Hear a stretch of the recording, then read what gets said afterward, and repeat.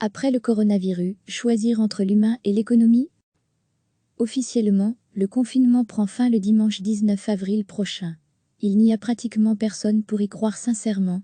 La décision de Reporter, la fin ouvrez les parenthèses, du confinement au 3 mai, comme déjà entrouvert, reste à prendre.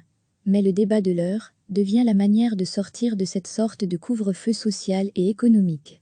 Et justement, il revient en quelque sorte aux politiques d'arbitrer entre l'économie et la santé publique. Ce débat reste ouvert. L'économie encaissera un choc jamais vu depuis la guerre. La note à payer, faramineuse. La Banque nationale, comme le bureau du plan, estime que cette crise coûtera 45 milliards d'euros au pays.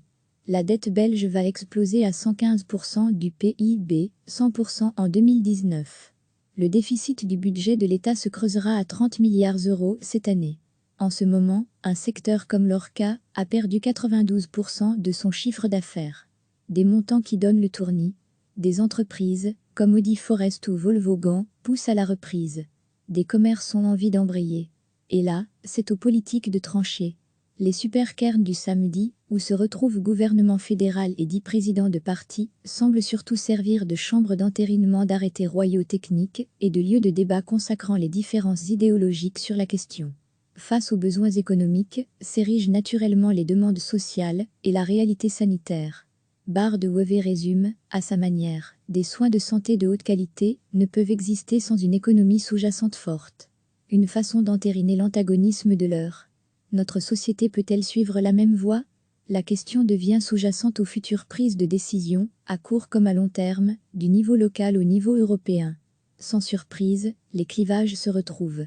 Écologistes et socialistes en appellent à revoir ce modèle libéral amplifié depuis les années 80. Du côté bleu ou ENVA, on répète que les entreprises restent le moteur d'un financement correct de la sécurité sociale. Les débats à la Chambre ce jeudi, face à la Première ministre, illustrent ce propos. La sortie de confinement a été confiée à un groupe de scientifiques et de patrons. Peu de perspectives sociales. Entreprises et syndicats n'ont pu se mettre d'accord sur des mesures accompagnant les travailleurs. Pas d'accord sur les heures supplémentaires, les transferts d'employés ou les jobs d'étudiants. La méfiance demeure là aussi. Privilégier le social ou l'économie? La concertation a échoué. La patate chaude revient au gouvernement fédéral et donc à l'ensemble du comité de salut public du samedi matin. L'épidémie de coronavirus finit donc par reposer la question à laquelle l'ensemble de la classe politique belge est incapable de répondre depuis 2007, livrée à ces antagonismes stériles. Quel modèle de société voulons-nous? Quelle Belgique est possible? La Belgique existe-t-elle d'ailleurs encore, en tant que telle? @Folkowiak recevez, chaque matin l'essentiel de l'actualité. Officiellement, le confinement prend fin le dimanche 19 avril prochain. Il n'y a pratiquement personne pour y croire sincèrement.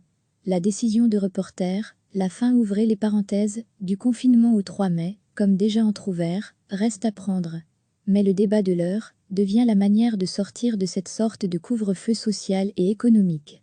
Et justement, il revient en quelque sorte aux politiques d'arbitrer entre l'économie et la santé publique. Ce débat reste ouvert. L'économie encaissera un choc jamais vu depuis la guerre. La note à payer, faramineuse. La Banque nationale, comme le bureau du plan, estime que cette crise coûtera 45 milliards d'euros au pays. La dette belge va exploser à 115% du PIB, 100% en 2019. Le déficit du budget de l'État se creusera à 30 milliards d'euros cette année. En ce moment, un secteur comme l'ORCA a perdu 92% de son chiffre d'affaires. Des montants qui donnent le tournis. Des entreprises, comme Audi Forest ou Volkswagen, poussent à la reprise. Des commerces ont envie d'embrayer. Et là, c'est aux politiques de trancher. Les supercairns du samedi, où se retrouvent gouvernement fédéral et 10 présidents de partis, semblent surtout servir de chambre d'entérinement d'arrêtés royaux techniques et de lieu de débat consacrant les différences idéologiques sur la question. Face aux besoins économiques, s'érigent naturellement les demandes sociales et la réalité sanitaire. Barre de Wever résume, à sa manière, des soins de santé de haute qualité ne peuvent exister sans une économie sous-jacente forte. Une façon d'entériner l'antagonisme de l'heure. Notre société peut-elle suivre la même voie? La question devient sous-jacente aux futures prises de décision, à court comme à long terme, du niveau local au niveau européen. Sans surprise, les clivages se retrouvent. Écologistes et socialistes en appellent à revoir ce modèle libéral amplifié depuis les années 80. Du côté bleu ou Enva, on répète que les entreprises restent le moteur d'un financement correct de la sécurité sociale. Les débats à la Chambre ce jeudi, face à la Première ministre, illustrent ce propos. La sortie de confinement a été confiée à un groupe de scientifiques et de patrons. Peu de perspectives sociales. Entreprises et syndicats n'ont pu se mettre d'accord sur des mesures accompagnant les travailleurs. Pas d'accord sur les heures supplémentaires, les transferts d'employés ou les jobs d'étudiants. La méfiance demeure là aussi. Privilégier le social ou l'économie? La concertation a échoué. La patate chaude revient au gouvernement fédéral et donc à l'ensemble du comité de salut public du samedi matin. L'épidémie de coronavirus finit donc par reposer la question à laquelle l'ensemble de la classe politique belge est incapable de répondre depuis 2007, livrée à ses antagonismes stériles. Quel modèle de société voulons-nous? Quelle Belgique est possible? La Belgique existe-t-elle d'ailleurs encore, en tant que telle?